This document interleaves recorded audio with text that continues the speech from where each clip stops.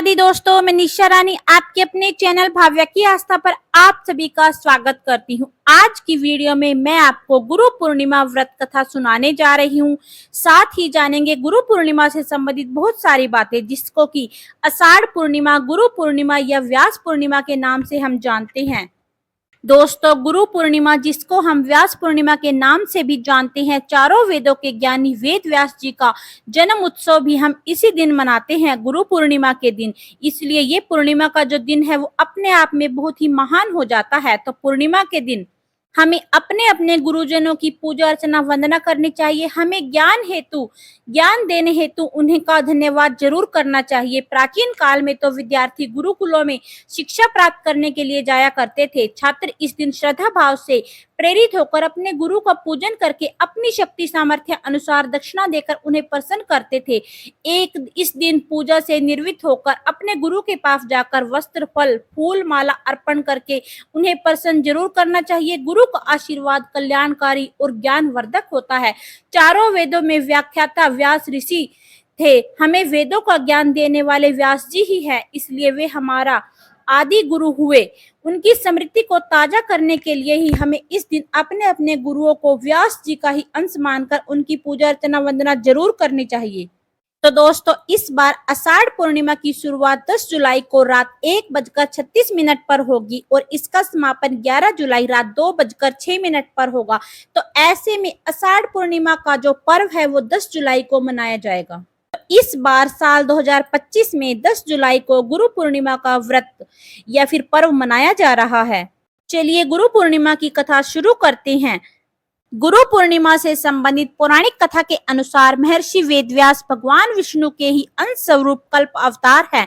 उनके पिता का नाम ऋषि पराशर तथा उनकी माता का नाम सत्यवती था।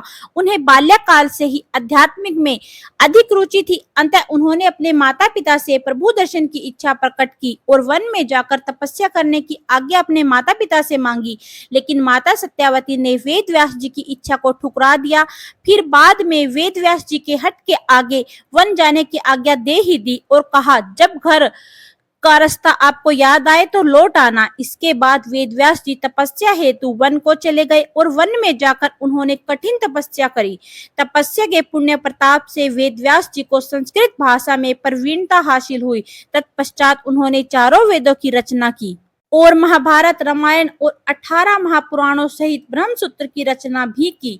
महर्षि वेदव्यास को अमरता का वरदान प्राप्त था। इस कारण आज भी महर्षि वेदव्यास जी किसी न किसी रूप में हमारे बीच उपस्थित है। वेदव्यास जी को हम कृष्ण देवयान के नाम से भी जानते हैं। अतः हिंदू धर्म में श्री वेदव्यास जी को भगवान के रूप में ही पूजा जाता है। इस दिन वेदव्यास जी का जन्म होने के कारण इसे व्यास पूर्णिमा के नाम से जाना जाता है। गुरु पूर्णिमा का महत्व और गुरु शिष्य के संबंध का प्रतीक है। इस दिन शिष्य अपने गुरु के प्रति कृतज्ञता व्यक्त करते हैं और उनके जन्म, ज्ञान और मार्गदर्शन के कारण उनका सम्मान भी करते हैं। दोस्तों, गुरु एक ऐसा शब्द है जो ज्ञान, प्रेरणा और मार्गदर्शन का प्रतिबिंब है। गुरु वे होते हैं जो अंधकार में प्रकाश लाते हैं, अज्ञानता को दूर करते हैं और हमें जीवन का सही मार्ग दिखाते हैं। गुरु पूर्णिमा, जिसे व्यास पूर्णिमा या वेद पूर्णिमा के नाम से भी जानते हैं, हिंदू धर्म का बहुत ही महत्वपूर्ण त्योहार है और यह त्योहार हर साल आषाढ़ मास की पूर्णिमा को मनाया जाता है। तो दोस्तों, इस दिन अपने अपने गुरुओं के प्रति आभार जरूर व्यक्त कीजिए। तो दोस्तों, ये थी गुरु पूर्णिमा की कथा। आपको यह कथा कैसी लगी कमेंट करके जरूर बताएं। अगर आपको यह कथा अच्छी लगी तो वीडियो को लाइक और चैनल को सब्सक्राइब जरूर करें। फिर मिलेंगे एक नई वीडियो के साथ। तब तक के लिए नमस्कार, जय माता दी।